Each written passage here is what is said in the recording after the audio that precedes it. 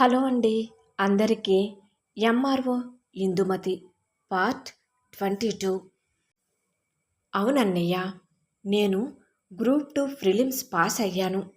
నువ్వు చదువుకోవాలన్నట్టుగానే నాకు కూడా చదువు అంటే ఇష్టం. నీకు గుర్తుందా అన్నయ్య, మన చిన్నప్పుడు మన స్కూలుకి కలెక్టర్ మేడం వచ్చారు కదా. అప్పటి నుండి నాకు కూడా ప్రభుత్వ అధికారిని కావాలని కోరిక బలంగా ఏర్పడింది. కానీ దానికి నాన్న అంగీకరించలేదు. నాకు చదువు వద్దని పెళ్లి చేస్తాను అనే నాన్న అంగీకారానికి నేను అడ్డు చెప్పలేదు. అప్పుడు కూడా నువ్వు నాన్నకు భయపడే నాకు సపోర్ట్ చేయలేదని నాకు తెలుసు. కానీ నేను నా కలను చంపుకోలేకపోయాను అన్నయ్య అంటున్న ఇందుమతి స్వరంలో పట్టుదల, తన కలను నెరవేర్చుకోవాలని తీవ్రమైన ఆరాటం స్పష్టంగా కనిపిస్తాయి. ఆమె కళ్ళల్లో కన్నీళ్లు ఉన్నా మాటల్లో దృఢత్వం ఉంటుంది. అలా మాట్లాడుతున్న ఇందుమతి కళ్ళల్లోకి చూస్తాడు హరి. తన చెల్లెళ్ళు మాటల్లోని నిజాయితీ, ఆమె పడిన మానసిక వేదన అతనికి అర్థమవుతాయి. తన చెల్లెలు తన చదువు కోసం ఇంత కష్టపడుతుందని ఇంట్లో ఎవరికీ తెలియకుండా ఒంటరిగా ఈ పోరాటం చేస్తుందని తెలుసుకున్న హరి మనసు చలించిపోతుంది. నేను గ్రూప్ 2 మెయిన్స్ కూడా పాస్ అవుతానన్నయ్య.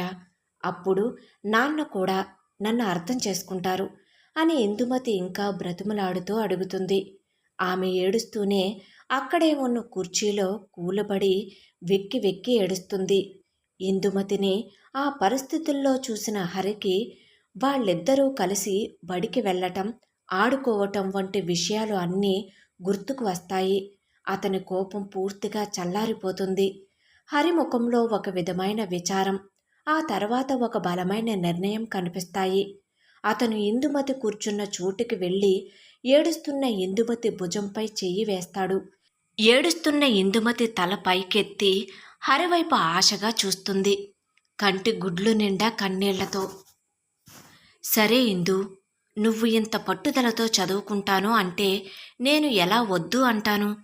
నేను నిన్ను అర్థం చేసుకున్నాను. నీ కలలు నాకు తెలుసు. నీకు నా హెల్ప్ తప్పకుండా ఉంటుంది. కానీ నువ్వు గ్రూప్స్కి ప్రిపేర్ అవుతున్నావనే విషయం నాన్నకి ఇప్పుడప్పుడే చెప్పవద్దు. నాన్నకే కాదు, ఈ విషయం నీకు నాకు తప్ప మరింకెవ్వరికీ తెలియకూడదు. నువ్వు మెయిన్స్ పరీక్ష పాస్ అయిన తర్వాత అప్పుడు చూద్దాం అంటూ ఉన్న హరి స్వరంలో ఆప్యాయత, తన చెల్లెలికి పూర్తి మద్దతు ఇవ్వటం ఇప్పుడు స్పష్టంగా ఉంటాయి. నీకు ఏ బుక్స్ కావాలన్నా, ఎలాంటి డౌట్స్ ఉన్నా నన్ను అడుగు. నాకు తెలిస్తే చెబుతాను.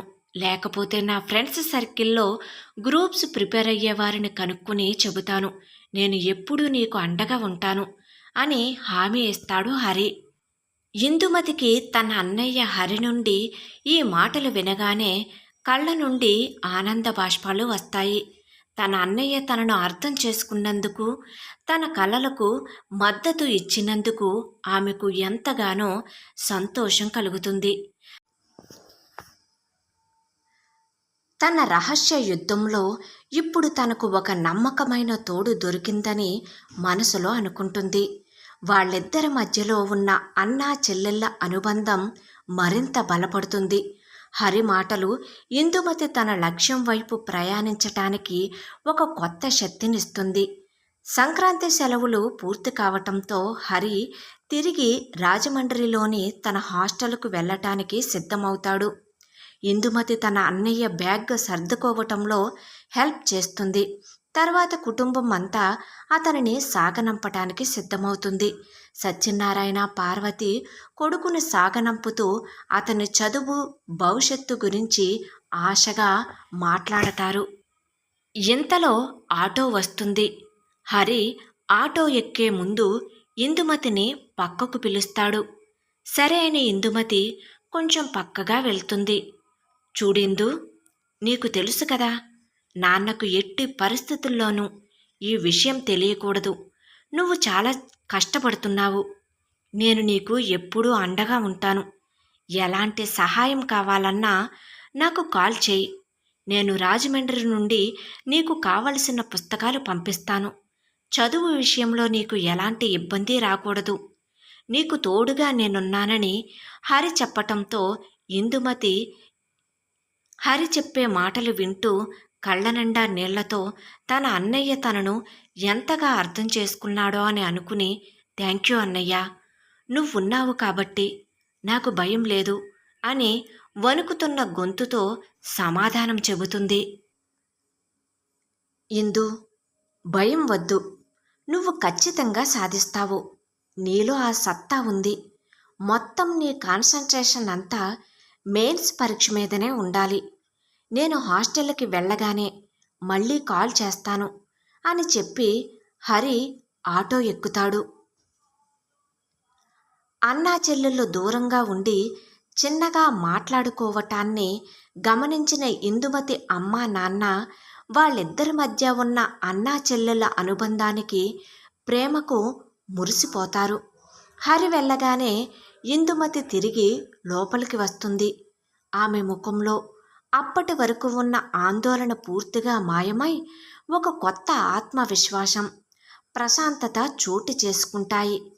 అన్నయ్య నా మీద ఉంచిన నమ్మకాన్ని నిలబెట్టుకోవాలి, నా కలను నిజం చేసుకోవాలి అని ఆమె మనసులో గట్టిగా అనుకుంటుంది.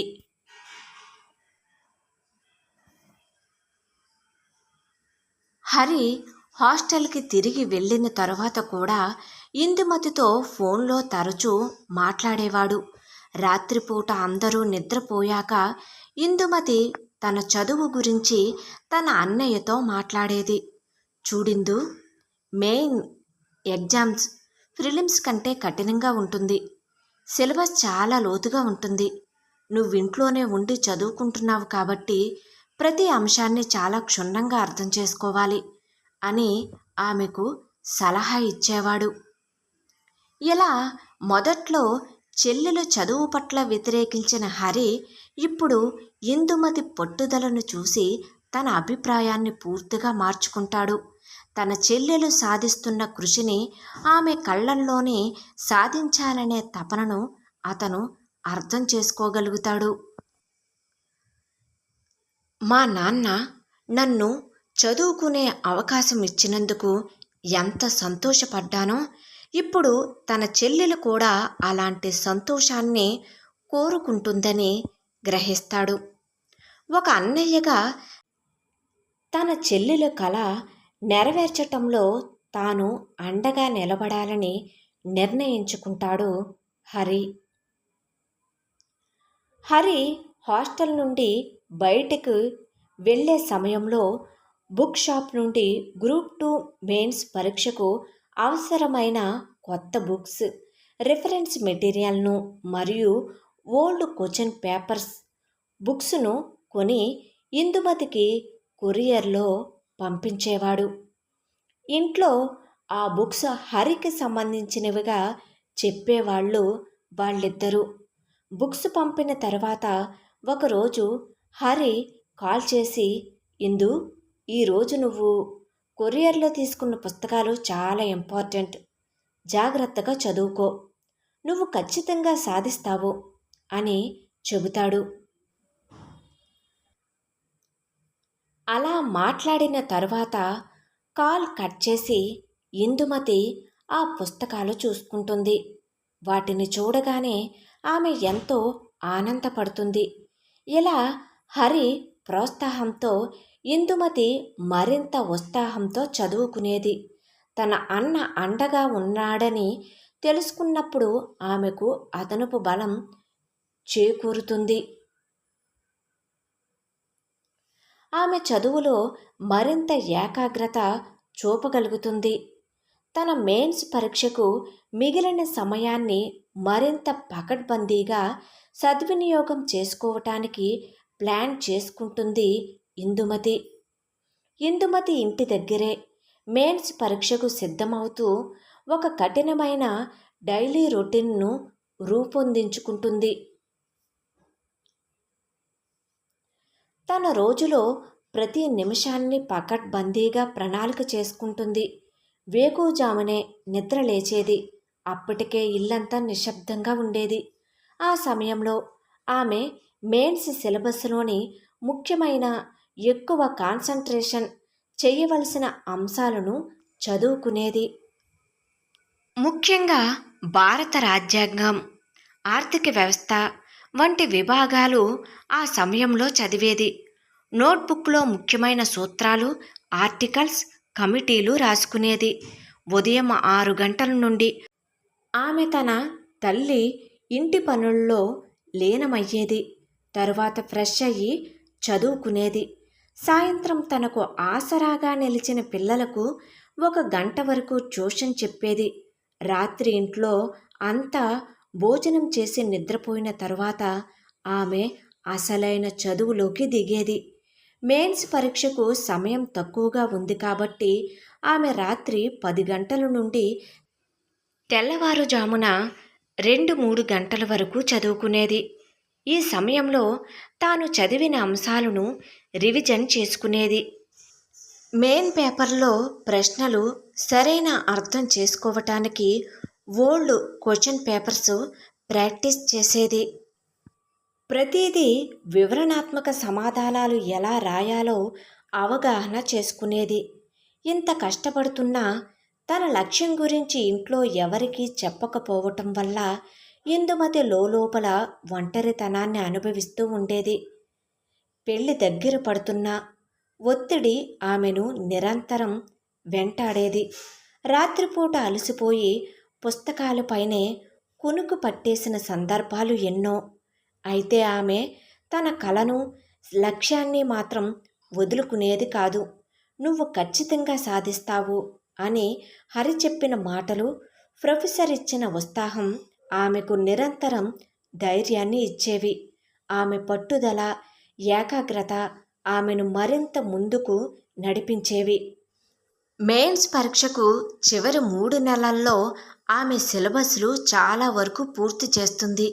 ఆమె తన లక్ష్యాన్ని సాధించగలనని ఆత్మవిశ్వాసంతో ముందుకు సాగుతుంది.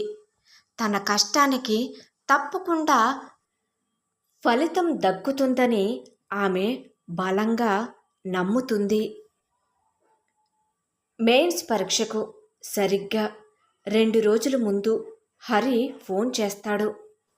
హలో ఇందు, ఎగ్జామ్కి ఇంకా 2 రోజులు మాత్రమే టైం ఉంది అని చెబుతాడు. అతని మాట విని ఇందుమతి గుండె వేగంగా కొట్టుకుంటుంది. అవునన్నయ్య, మరి ఇప్పుడు ఎలా అన్నయ్య? నాన్నకు ఎలా చెప్పాలి అని అంటుంది. ఇందు, నువ్వు భయపడకు. ఇది నీ జీవితానికి సంబంధించిన విషయం. ఎంత కష్టపడి చదివావు? ఈ అవకాశాన్ని వదులుకోవద్దు అని హరి ధైర్యం చెబుతాడు. నేను హాస్టల్ నుండి బయలుదేరి వస్తాను. ఈరోజు సాయంత్రం పర్మిషన్ తీసుకుంటాను. మనం కలిసి ఒక ప్లాన్ చేద్దాం. నాన్నకు, అమ్మకు అనుమానం రాకుండా ఎలా వెళ్ళాలో ఆలోచిద్దాం. నువ్వు ఏమీ దాని గురించి కంగారు పడకు అంటాడు హరి. ఎంఆర్ఓ ఇందుమతి కథ కొనసాగుతుంది. కథ నచ్చినట్లయితే తప్పకుండా లైక్ చేయండి. అదేవిధంగా సబ్స్క్రైబ్ చేసుకుని ఎంకరేజ్ చేయగలరండి. ఈ కథను నేను ఓన్గా రాయడం జరిగిందండి. దయచేసి మీరు సబ్స్క్రైబ్ చేసుకుంటే నాకు ఇంకా హ్యాపీగా ఉంటుందండి. కథ ఎలా ఉంది అనేది కామెంట్ సెక్షన్లో తెలియచేయడం మాత్రం మర్చిపోవద్దండి. Thank you.